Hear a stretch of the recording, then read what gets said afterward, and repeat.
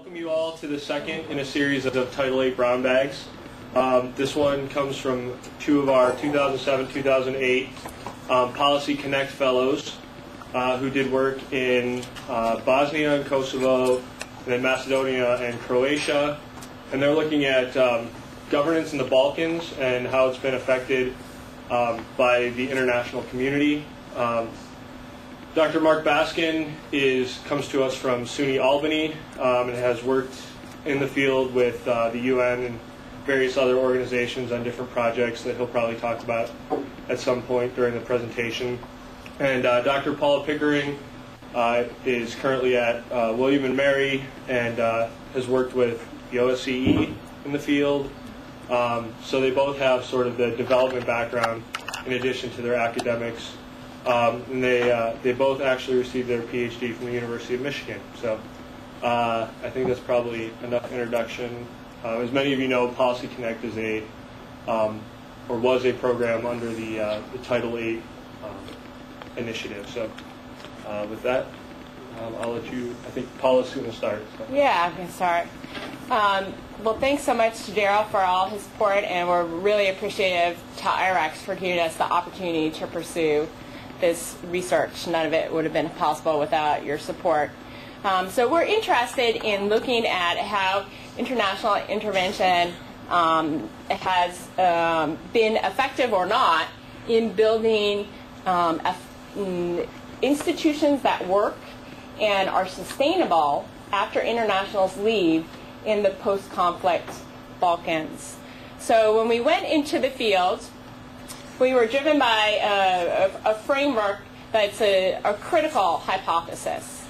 It's one that expects that the increasing international authority into domestic policymaking actually increases the obstacles to creating effective, responsive, self-sustaining institutions that really cultivate the deep trust among the population that are going to work in the long term in this region.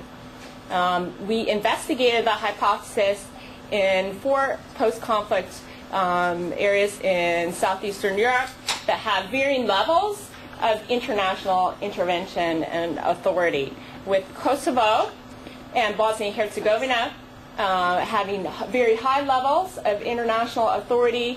In those cases, international officials can impose policy involved in implementing it and can even dismiss elected officials.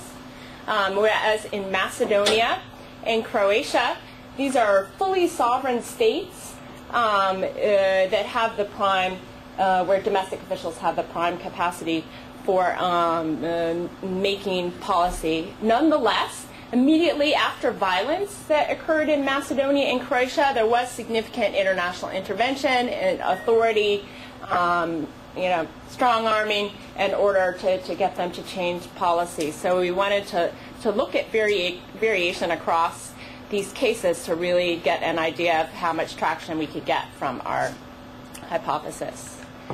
To flesh out a little bit why we believe international authority is problematic in helping develop sustainable, effective institutions.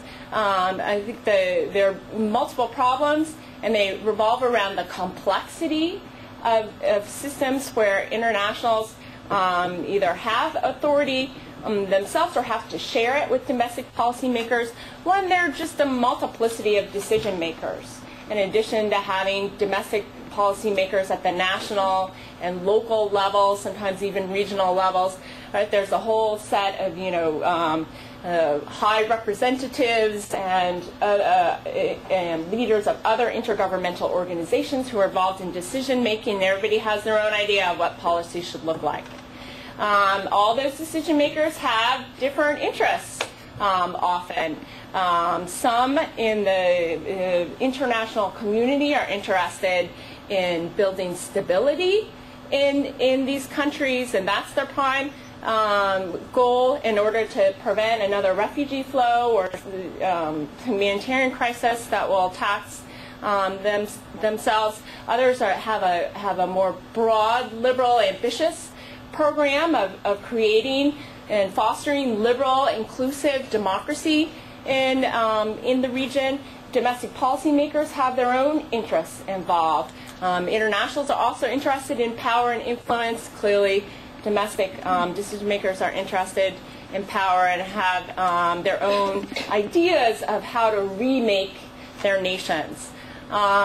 Accountability networks are multiple and often conflicting, so that in Bosnia you have a high representative appointed by the UN who is not in any way accountable to citizens in Bosnia who he's supposedly governing in the name of. So even though he can impose critical legislation, reformulating the parliamentary system down to very small acts of changing boundaries, he can dismiss elected officials.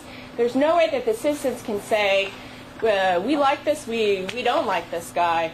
No mechanism for accountability. And in contrast, the politicians that they go to the elections to elect, right, have very little authority to make decisions. So it can create a very high level of disgruntlement, dissatisfaction, disaffection with the political system.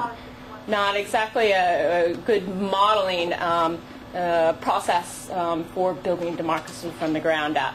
And we have multiple and often contrasting values here. Within this kind of complex, difficult environment of significant international invention, we expected, however, there to be varying levels of room for progress in certain policy areas depending upon the nature of that policy. So issue area approach expects there to be multiple winners. Now we call softer policies, areas of soft security that are of lower stakes. They're not as threatening to central national level politicians and those with authority. Police reform is an example of a hard security issue where that policy and reform of it is seen in very zero-sum terms. You reform police in one way, somebody loses, somebody wins, and it's very difficult to create the consensus and compromise necessary in a hard security issue like police reform. Mark's going to talk about that a little bit.